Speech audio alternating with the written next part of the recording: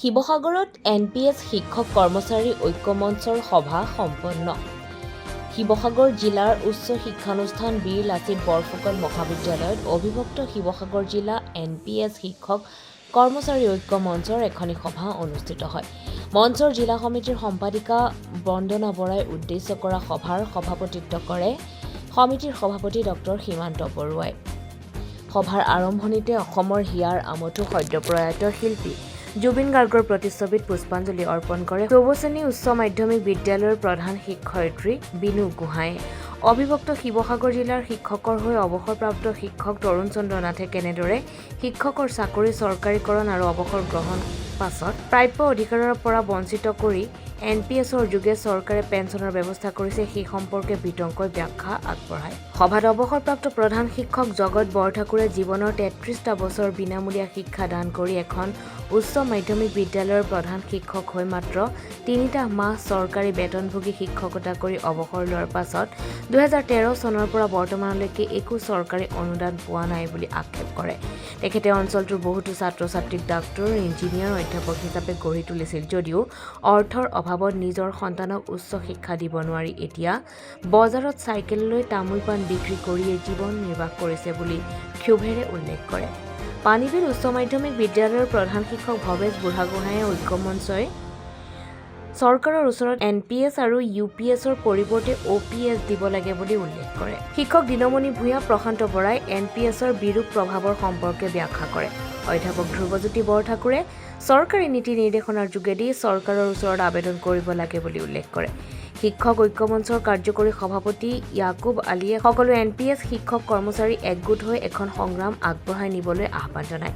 শিক্ষক মানিক চেতিয়া আৰু নৃপেন্দ্ৰ নাথ শৰ্মাই 2013 আৰু 2021 চনত চৰকাৰীকৰণ হোৱা সমূহ শিক্ষক শিক্ষয়িত্ৰীক পুৰণি পেঞ্চন নীতিৰ আওতালৈ নিবলৈ চৰকাৰৰ ওচৰত দাবী জনায়। সভাৰ শেষত শলাগৰ শৰাই আগবঢ়াই সম্পাদিকা বন্দনা বৰাই সভাত সৰ্বসন্মত সিদ্ধান্ত অনুসৰি অহা 26 অক্টোবৰ তাৰিখে শিৱসাগৰ জিলাৰ উপায়ুক্তৰ যোগেদি অসমৰ মুখ্যমন্ত্ৰী আৰু শিক্ষামন্ত্ৰীলৈ স্মাৰক পত্ৰ প্ৰদানৰ সিদ্ধান্ত লয়।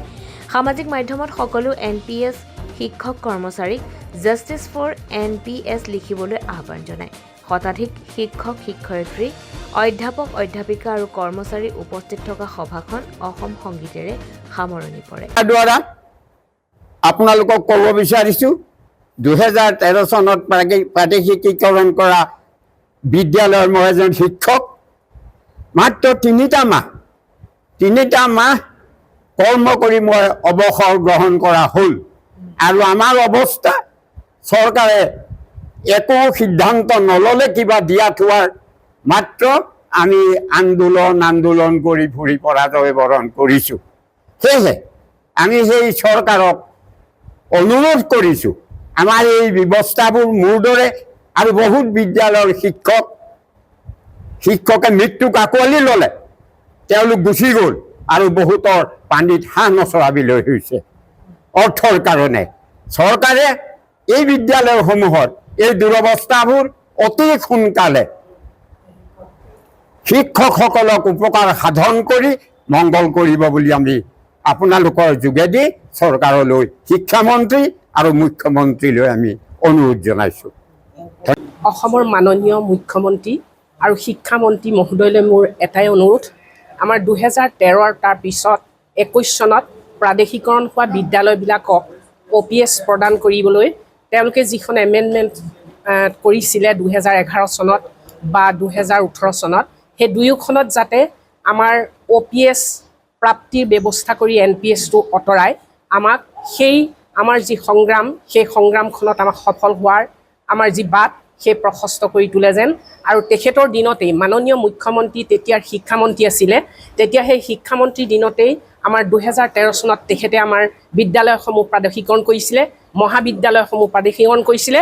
গতিকে তেখেতলৈ মোৰ এটি কাতৰ অনুৰোধ, যাতে 2013 চন আৰু 2021 চনত প্ৰাদেশিকীকৰণ কৰা প্ৰাথমিক বিদ্যালয়ৰ পৰা মহাবিদ্যালয় সকলো কৰ্মচাৰীৰে সেই যিখন এমেণ্ডমেণ্ট, সেই এমেণ্ডমেণ্টখন মানে পৰিৱৰ্তন কৰি আমাক OPSত সোমোৱাই আমাৰ মহা এটা সমস্যা সমাধান কৰে। যিহেতু আমি তেখেতৰেই অনুগামী, আমি তেখেতকেই মুখ্যমন্ত্ৰী হিচাপে বা শিক্ষামন্ত্ৰী হিচাপে আমি তেতিয়া ধন্যবাদ জ্ঞাপন কৰিম। আজি শিৱসাগৰ জিলাৰ আমাৰ যি শিক্ষক কৰ্মচাৰী ঐক্য যি মঞ্চ, এই মঞ্চৰ আমাৰ NPS যি ব্যৱস্থা চৰকাৰে কৰিছে তাৰ প্ৰতিবাদত এখন সভা অনুষ্ঠিত হয়। আজিৰ এই সভাই এই সিদ্ধান্তলৈ আহে যে 2013 চন আৰু 2021 চনৰ পাছত যিবিলাক আমাৰ